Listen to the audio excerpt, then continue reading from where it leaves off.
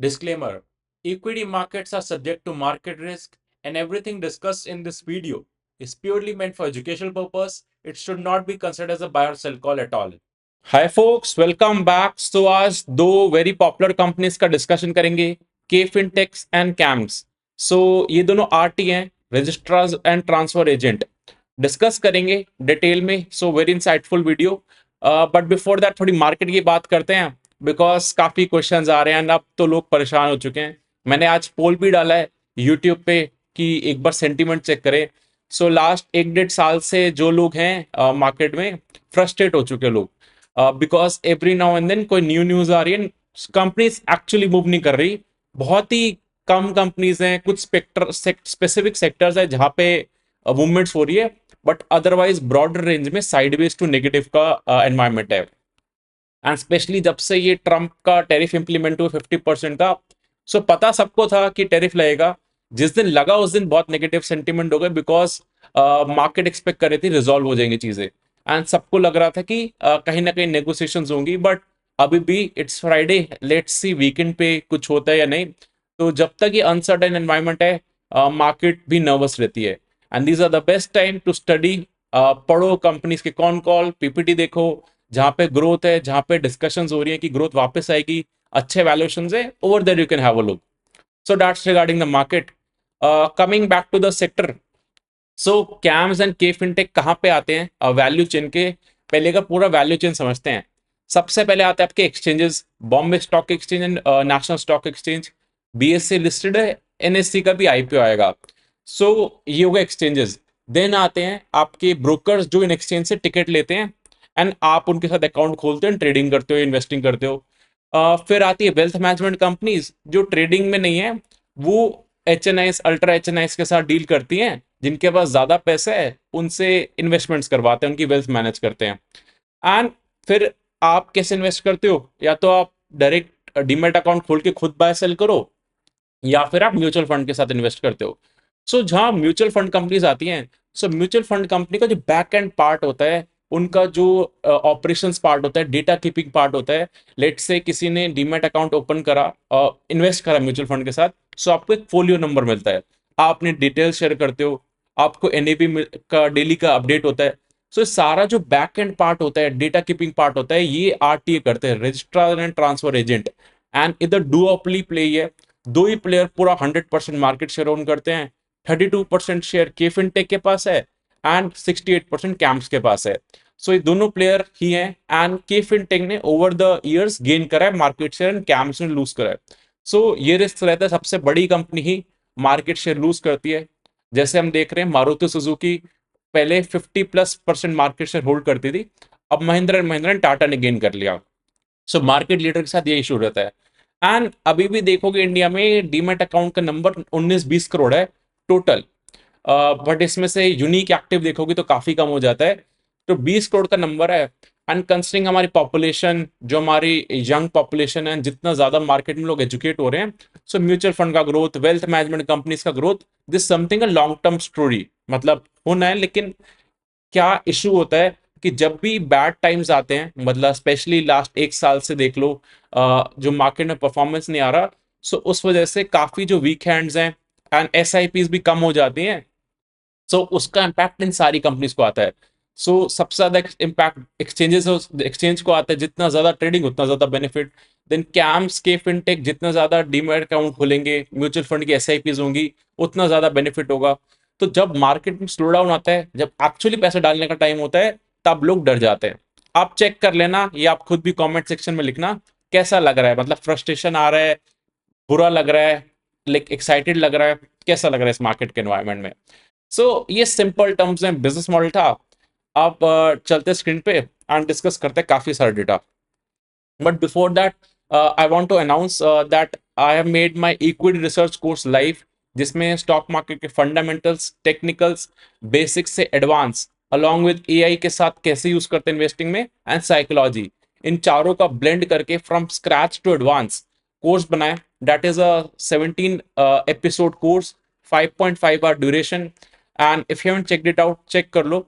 And also one more announcement, 12th of September next month we are having a live workshop of 2 hours. So India के growth वाले sectors कौन से हैं for next 2-3 years, जहां पे expectations हैं and क्यों एक्सपेक्टेशंस हैं, अलॉन्ग विद द रीजन, कौन सी कंपनीज कैसा कर रही है, everything we will discuss from an education point of view. Both the things that I have discussed just now are purely for educational purpose. कोई bye cell recommendation नहीं है. And उसका price as I said, जो workshop है उसका price आज से hike कर दिया मैंने, एंड इवेंचुअली अब वो बढ़ता जाएगा. So you can check it out. And उसमें इंपॉर्टेंट कैच है, फॉर द फर्स्ट 50 attendees के साथ I will be connecting 5 to 10 minutes on virtual call, Google Meet पे प्रेफरेबली. सो वो भी ऑफर है उसमें. So let's start. So this is the live workshop link, and the price is revised. So if you haven't checked it out, Karlo check. And this is the link for equity research course, and this is the link for the growth sector live workshop. And दोनों educational point of view से हैं. सो मैंने एक पोल करा था, क्या लग रहा है मार्केट का व्यू. सो अभी इसमें 18 वोट्स आए थे, just I am recording the video. So अभी तक कुछ समझ नहीं आ रहा. पे 50% वोट है एंड 28% वोट काफी बुलिश है. सो मिक्स है, एंड कल इस पोल को एक बार दोबारा डिस्कस करेंगे. सो ऐसे कुछ ना कुछ polls will do daily basis पे, वीडियो में भी डिस्कस करेंगे. सो ये SIP का डेटा है. सो 28,000 करोड़ की SIP जा रही है हमारी मंथली. एंड ये नंबर मंथ ऑन मंथ देखोगे तो अब लास्ट 3-4 मंथ से इंक्रीज कर रहा है अप्रैल से. फेब में बहुत ज्यादा नेगेटिव सेंटिमेंट था, जब इंडिया पाकिस्तान का वॉर का टाइम चल रहा था. सो उस समय SIP बुक में भी डी ग्रोथ हो रही थी, एंड उसके बाद से इवेंचुअली मार्केट भी पिकअप कर रही थी एंड चीजें ठीक हो रही थी. But I have to see the August data. मेरे को लग रहा है कि शायद फ्लैटिश नंबर आना चाहिए, बिकॉज सेंटिमेंट काफी वीक है. सो हमारी SIP बुक तो बढ़ रही है. एक साल पहले 23,000 करोड़ की SIP हो रही थी, अब 28,000 करोड़ की. सो डिस्पाइट सेंटिमेंट वीक है, लोग SIP तो कर रहे हैं. जो ट्रेडिंग कम्युनिटी है वो मार्केट से बाहर चली जाती है. सब आते हैं के फिनटेक पे. दोनों का बिजनेस मॉडल में समझ लिया है. मार्केट कैप भी ऑलमोस्ट सेम है. के फिनटेक का 17,000 करोड़ का मार्केट कैप है, एंड कैम्स का 18,000 करोड़ का.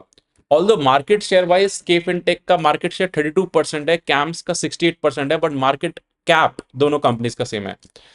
सो ये नंबर है, नंबर ऑफ डीमेट अकाउंट्स का. सो 19.9 करोड़ डीमेट अकाउंट हो चुके हैं. इसमें मतलब यूनिक एक्टिव बहुत कम है, 8-9 करोड़ के आसपास. ये तो टोटल है.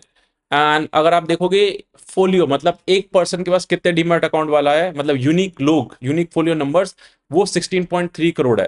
एंड ये नंबर थोड़ा डिप हुआ है quarter on quarter.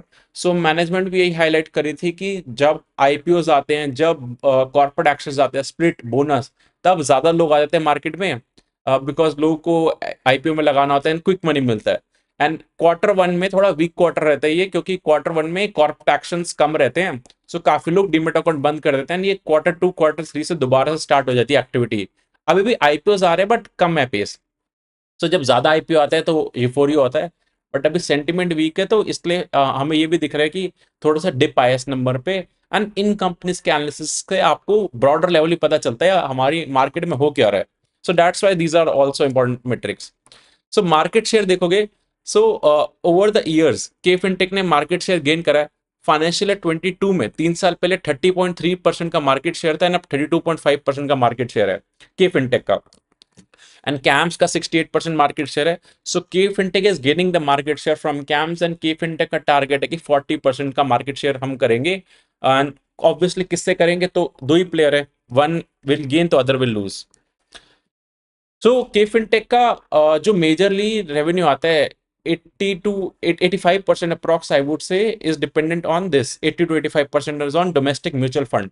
And although ये लोग प्लान कर रहे हैं कि अपना कम करने का dependency on the mutual fund division, क्योंकि ये बहुत ज्यादा वोलेटाइल होता है. जब मार्केट अच्छा चल रही है तो आपको अच्छा मतलब बेनिफिट होता है, एंड जब मार्केट स्लगिश हो जाती है तो इम्पैक्ट भी नेगेटिव आता है. सो ये एक रिस्क होता है. But these are the platform business I would say. एक बार इन्होंने इंफ्रास्ट्रक्चर बिल्ड कर लिया, सो इंक्रीमेंटली इनको खर्चा नहीं आता ज्यादा.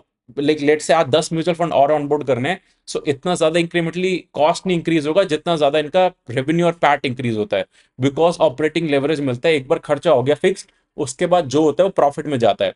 ये प्लेटफॉर्म बिजनेस लाइक इक्सिगो, आप वो देख लो, जैगल, देन जो ब्लैकबक है, जिंका टेक्नोलॉजीज. सो ये सारी कंपनीज प्लेटफॉर्म बिजनेस हैं. यहाँ पे थोड़े मार्जिन भी आए होते हैं. एफएल भी, So that's why you have to closely observe these companies. And domestic mutual fund में they are dealing then issuer solution, जो आईपीओज आते हैं उनके अंदर ये इनको दे पार्टिसिपेट, एंड पूरा आईपीओ लाने तक का जो प्रोसेस होता है उसमें दे वर्क। देन इनका insurance, pension fund, national pension scheme में ये लोग कर रहे हैं काम। Then alternate investment fund and wealth solutions में। सो एक होता है म्यूचुअल फंड का बैक एंड पार्ट मैनेज करना, देन होता है एआईएफ एंड वेल्थ मैनेजमेंट का। सो एक वेल्थ मैनेजमेंट में आपके सारे प्रोडक्ट्स आते हैं, आपका from direct equities to mutual fund to estate planning सब कुछ आता है। तो वो सारी चीजें मैनेज करने में इन्होंने एक कॉम्प्लेक्स सॉफ्टवेयर बनाया था, 2 क्वार्टर पहले लॉन्च करा था, एंड अब ऑफिशियली लाइव हो चुका है। So that something very exciting thing, we have to see how it go. So revenue stream बहुत सारी है, still I would say major dependence इनका अभी भी म्यूचुअल फंड पे है, जो वॉलेटाइल पार्ट है। Then this is issuer solution में इनका 30, 40, 50% का मार्केट शेयर आता है। एंड ये आईपीओ में जब काम कराते हैं Q2 एंड Q3 में जनरली एक्टिविटी ज्यादा होती है, तो इनको मार्केट शेयर मिलता है। एंड इनकी ग्लोबल फुटप्रिंट भी है। सो इनका 13, 14% रेवेन्यू बाहर से आता है। So Hong Kong, Philippines, Thailand, Malaysia, then Middle East, ये सारे कंट्रीज पे भी ये लोग फोकस्ड हैं। एंड जितना ज्यादा आप डाइवर्सिफाई करोगे, रीजन रिस्क कम करोगे, स्पेसिफिक सेगमेंट का रिस्क कम करोगे, उतना बेटर रहता है। अदरवाइज बहुत हाई रिस्क रहता है चीजों का। एंड अगर इनका रेवेन्यू डिवीजन देखोगे, सो इश्योर सॉल्यूशन इनको 30 करोड़ अकाउंट करता है रेवेन्यू में, that is 10, 12%। Then international business 13, 14%। Remaining जो आता है इनका म्यूचुअल फंड से आता है। तो 70% अप्रॉक्स समथिंग म्यूचुअल फंड पे डिपेंडेंस है, एंड इनका प्लान है कि कम करना है म्यूचुअल फंड से dependence. And not just with them, ये दोनों कंपनीज का प्लान है। Q1 के नंबर्स देखते हैं, ईयर ऑन ईयर तो 15% का ग्रोथ है, एंड प्रॉफिट आफ्टर टैक्स में 13.5% का स्लाइट मार्जिन कंप्रेशन हुआ है। सो एक्चुअली एक चीज समझाता हूँ। सो इस इंडस्ट्री में टेलीफोनिक टेलीस्कोपिक रेवेन्यू प्राइसिंग होता है। सो जितना ज्यादा किसी म्यूचुअल फंड का एसेट अंडर मैनेजमेंट बढ़ता है, सो आपको उससे कम परसेंटेज फीस चार्ज करनी पड़ती है। सिमिलरली ये रूल भी है सेबी के भी, कि जब एयूएम बढ़ता है तो आप देखोगे तो उसके अंदर जो मैनेजमेंट फीस होती है वो कम होती रहती है। एंड सिमिलरली ये बैक एंड पार्ट मैनेज करते हैं, तो ये भी जब एयूएम बढ़ता है किसी फंड का, सो ये भी कम फीस चार्ज करते हैं। सो इनका अगर देखोगे तो दे आर सेइंग कि हर साल 3 से 4% जो चार्जेस हैं ये लोग चार्ज करते हैं परसेंटेज फीस में, वो डिप होंगे। ये दोनों कंपनीज गाइड करती हैं, बिकॉज जो कंपनीज एग्जिस्टिंग है वो बढ़ती जाएंगी, तो इनके साथ अलाइनमेंट होता है, तो ये एक हमेशा नेगेटिव इंपैक्ट होगा ऑन द मार्जिन। सो इनके भी हो रहा है, एंड अदर कंपनी जो कैम्स पे भी होता है। बट अगर आप देखोगे कैम्स के उसमें एक इशू था जो इस क्वार्टर ऑलमोस्ट खत्म हो चुका है, कि उनके जो पुराने क्लाइंट्स थे उनके प्राइजेस ये लोग कम कर रहे थे, बिकॉज कुछ डील हुआ था कि महंगे प्राइजेस पे थे, एंड उनको करेक्ट प्राइसिंग कर रहे थे। सो 2 क्वार्टर से एक्सरसाइज चल रही थी, एंड उनके नेगेटिव मार्जिन बहुत नेगेटिव हिट हुए हैं। देर से कि वो हो चुका है। अब रेगुलर 3, 4% से जो डिप आएगा प्राइसिंग में, वो दोनों कंपनीज में आएगा। सो ये एक रिस्क है आई वुड से, but business is how it works. So numbers इतने अच्छे नहीं है, बिकॉज ये कंपनी पहले अच्छा ग्रो करती थी, एंड इट समथिंग मार्केट अच्छा नहीं करी, तो दोनों कंपनीज को इम्पैक्ट होगा। अगर इनका पुराना ट्रेंड देखोगे, इस बार 15% से ग्रो करा है, देन उससे पहले 24%, उससे पहले 30% से कंसिस्टेंटली ग्रो कर रही थी।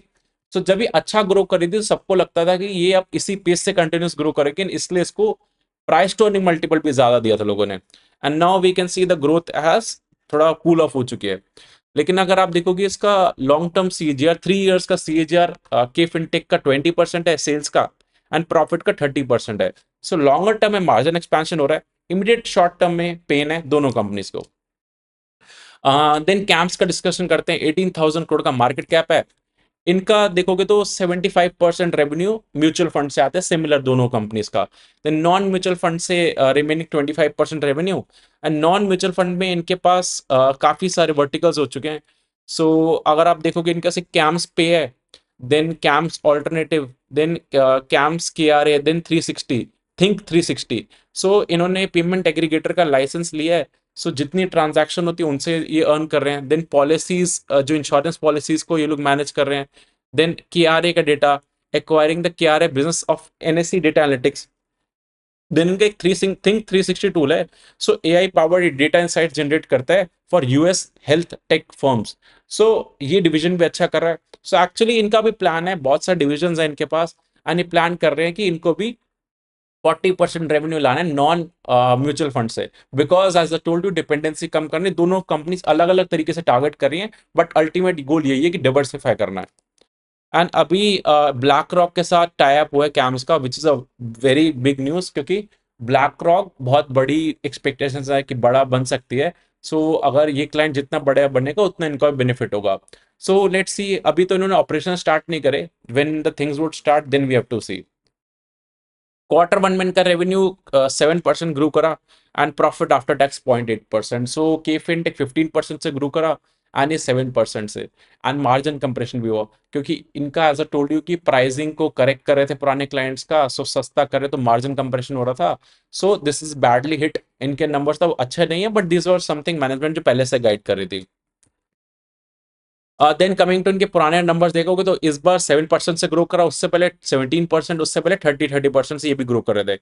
बट अगर आप दोनों का सीएजीआर देखोगे, सो लास्ट 3 ईयर से कैम 16% से ग्रो कर रही है, एंड सेल्स की बात कर रहा हूँ, एंड प्रॉफिट 15% से कैम्स। एंड अगर आप सेम नंबर देखोगे के फिनटेक का, सो के फिनटेक लास्ट 3 ईयर से 19% सीएजीआर से ग्रो कर रही है, एंड 29% मार्केट शेयर होल्ड करती है। तो सेल्स और प्रॉफिट और दोनों का ग्रोथ में के फिनटेक ज्यादा ग्रो कर रही है, मार्केट शेयर भी कैप्चर कर रही है। अब आते हैं प्राइस टू इक्विटी वैल्यूएशन पे। सो 1 रुपए जो कैम्स कमाती है उसको 41 का प्राइस टू अर्निंग पी मिलता है, एंड कुछ टाइम पहले चला गया था 63 पे। एंड सिमिलरली जो के फिनटेक है उसको 52, एंड लाइक 10 का पी मल्टीपल ज्यादा मिलता है के फिनटेक को from CAMS, because of the growth ज्यादा है, फॉरेन में भी काम करते हैं, and they are a bit aggressive in terms of market share capturing. But अगर आप देखोगे जो की फिनटेक का सबसे हाई पी जो गया है, वो आपको ज्यादा मिलेगा 86 का, एंड कैम्स का ज्यादा पी 63। सो के फिनटेक अपसाइड भी ज्यादा गया बिकॉज उसको मार्केट ज्यादा पी देती है because of the business model. But अगर आप मीडियन पी देखोगे 3 ईयर्स का, कैम्स का 45 है, एंड के फिनटेक का 48 है। सो मीडियन पी अराउंड है। अभी भी दोनों कंपनीज आई वुड से, जो कैम्स है वो वैल्यूएशन वाइज अपने मीडियन पी से नीचे आ चुकी है, उसका मीडियन पी 44 है, वो 41 पे ट्रेड कर रही है। जो के फिनटेक है उसका मीडियन पी 48 है, अभी भी वो 52 पे ट्रेड कर रही है। So still valuation is not that comfortable considering ये सिक्लिकल बिजनेस है। सो अब आते हैं कॉन कॉल से जो इंपॉर्टेंट हाइलाइट्स जो मैंने फाइंड करी थी। सो कि कैम्स की मैनेजमेंट इज कॉन्फिडेंट कि 15% ग्रोथ हम कर कर पाएंगे, मतलब year on year long term basis पे। सो एक्चुअली क्या होता है, जितना ज्यादा लेट से 20% से आपका एयूएम इंडस्ट्री ग्रो कर रही है, सो इनको उस पर परसेंटेज वाइज बेनिफिट होता है। तो अगर वो 20% से ग्रो कर रहे हैं, इनको 15% से सेल्स ग्रोथ होगा, बिकॉज 1% से लेस पे इनको कमीशन मिलता है, मतलब point something. So that's why वो जितना ज्यादा ग्रो करेंगे उससे कम ही ये लोग ग्रो कर पाते हैं, एल्स अगर आप मार्केट शेयर कैप्चर करोगे। के फिनटेक की मैनेजमेंट हाईलाइट करा था, इनके पास Abacus AM like mutual fund, Abacus का फंड मैनेजमेंट का इनका बिजनेस मिल चुका है, मार्सलस का, देन पैंटोमैथ का। सो ये सारे बहुत बड़े मैनेज करते हैं पीएमएस एआईएफ एंड ऑल, सो इनके लाइक बिग डील्स होती हैं, एंड ये इवेंचुअली ग्रो कर रहे हैं हमारी कंट्री में। सो के फिनटेक का इनके साथ टाइप हुआ है। देन अगर आप देखोगे, सो इनकी मैनेजमेंट ने हाईलाइट करा था के फिनटेक की 20% प्लस से AUM they are expecting to grow, and similarly they are expecting their business to grow at 15%, north of 15%। तो सिमिलर गाइडेंस है लॉन्ग टर्म का दोनों कंपनीज का। सो एक बार समराइज करते हैं, देन रिस्क का भी डिस्कशन करेंगे। के फिनटेक एंड कैम्स जो है डुओपली प्ले है, and K fintech market share capture करिए कैम से ओवर द पीरियड, क्योंकि मार्केट शेयर लूज कौन करेगा, जो बड़ा प्लेयर है, अनलेस वो मेंटेन कर पाए। एंड के फिनटेक के टारगेट भी कि 40% रीच करना मार्केट शेयर को, अभी 32 पे है। अगर आप लास्ट 3 ईयर्स का सेल्स ग्रोथ देखोगे, पैट ग्रोथ देखोगे, के फिनटेक ज्यादा पेस से ग्रो कर रहा है over camps. And now for the future guidance, दोनों कंपनी ने अप्रॉक्स 15% का गाइडेंस दिया है। एयूएम इंडस्ट्री जो है एसेट अंडर मैनेजमेंट, वो 20% से ग्रो करेगा, ये दोनों कंपनीज का मैनेजमेंट है ने गाइड करा है। बट अब आते हैं डिवर्सिफिकेशन पार्ट पे। सो जो के फिनटेक है वो फॉरेन में भी डिवर्सिफाइड है, 13-14% रेवेन्यू आता है। देन उनका नेशनल पेंशन स्कीम में they are doing good. Then issuer जो आईपीओ आते हैं उनमें भी रेवेन्यू आता है। उनका प्लान भी है कि 50-60% तक इनका जो रेवेन्यू म्यूचुअल फंड वाला है, बाकी नॉन म्यूचुअल फंड से है। सिमिलरली कैम्स का भी 75% बिजनेस म्यूचुअल फंड से आता है, एंड वो भी प्लान कर रहे हैं कि 60% तक जल्दी से जल्दी इस बिजनेस को लेके आए। एंड थिंक 360 या पेमेंट गेटवे, जो बहुत सारे डिविजन है उनको एक्सपैंड करेंगे। सो इससे हो क्या होगा, होएगा क्या, सो जितना ज्यादा डिपेंडेंस ऑन म्यूचुअल फंड कम होगा, सो उतना वोलेटिलिटी कम होगी। सो लेट से 2 क्वार्टर पहले दोनों कंपनीज 30% से ग्रो कर रही थी, नाउ अब 15% पे आ चुकी है, एक 7% पे आ चुकी है। सो ये वोलेटिलिटी जितना ज्यादा होता है, वेरिएशंस होता है, मार्केट के साथ हाई लिंक्ड होते हो, सो आपको प्राइस टू अर्निंग मल्टीपल भी कम मिलता है। So that's why you have to understand. And जब ये वोलेटिलिटी कम हो जाएगा तो पी ज्यादा मिलता है। हमने देखा है वेल्थ मैनेजमेंट कंपनीज को पी ज्यादा मिलता है, ब्रोकर्स को पी कम मिलता है। क्यों? क्योंकि मार्केट से लिंक कम हो जाता है आपका। So that's why you have to understand ये कंपनीज क्यों कर रही हैं। बट जो कैम्स है वो इंडिया डोमिनेटेड है एंड ज्यादा मार्केट शेयर रखा हुआ है, तो उनको मेंटेन करना पड़ेगा market share. On the other hand K Fintech can capture the market share. So this is the broader outlook. We have discussed the con call and everything. Now let's discuss about the risk. So risk I have jot down. First is the market risk. Market अच्छा करेगी तो companies अच्छा करेंगी, and market जब tough phase में आती है, सो इन दोनों कंपनीज को भी इंपैक्ट होता है। So that's a very big risk of the market. Then coming to the regulatory risk. So हमने देखा आईएक्स को ओवरनाइट गवर्नमेंट ने पूरा उसका एक्सचेंज का बिजनेस ही खत्म कर दिया। एंड देन हमने देखा आईआरसीटीसी में गवर्नमेंट ने ओवरनाइट रेवेन्यू का डिमांड कर लिया था। देन ड्रीम इलेवन में हमने देखा रेगुलेटरी रिस्क। सो रेगुलेटर कहीं पे भी ज्यादा मोनोपोली डुओपोली होती है तो वहां पे इंटरवियर करता है एंड ज्यादा प्राइसिंग नहीं चार्ज करने देता। ये टेलीकॉम में हम देख रहे हैं। सो ये एक रिस्क रहता है, ये कभी भी आउट ऑफ द बॉक्स आ सकती है चीजें। अभी तो डुओपोली है, कब गवर्नमेंट को लगे कि मेरे को ब्रेक करना है, then we have to see that's also the biggest risk. Then concentration risk. 70-80% revenue दोनों कंपनीज का म्यूचुअल फंड पे डिपेंडेंट है, that is a very high risk. Then coming to the yields, जो टेलीस्कोपिक प्राइसिंग बता रहा था कि इनका प्राइसिंग हमेशा कम होता रहेगा ओवर द ईयर्स, हर साल 3 से 4% प्राइसिंग कम होगा। So which is something a negative thing, because अगर आप देखोगे इवेंचुअली ये इंडस्ट्री कहाँ पे मूव कर रही है। सो जो आपकी ईटीएफ्स होते हैं ना, इंडेक्स फंड एंड ईटीएफ, उनकी तरफ मूव कर रही है इंडस्ट्री। सो यूएस में देखोगे वैनगार्ड एक सबसे बड़ा फंड है, ईटीएफ एंड इंडेक्स फंड ही चलते हैं वहां पे ज्यादा। सो इवेंचुअली एक्टिव मैनेजमेंट से पैसिव मैनेजमेंट की साइड जाती है, फीस कम होती रहती है। ये लॉन्ग टर्म ट्रेंड होता है।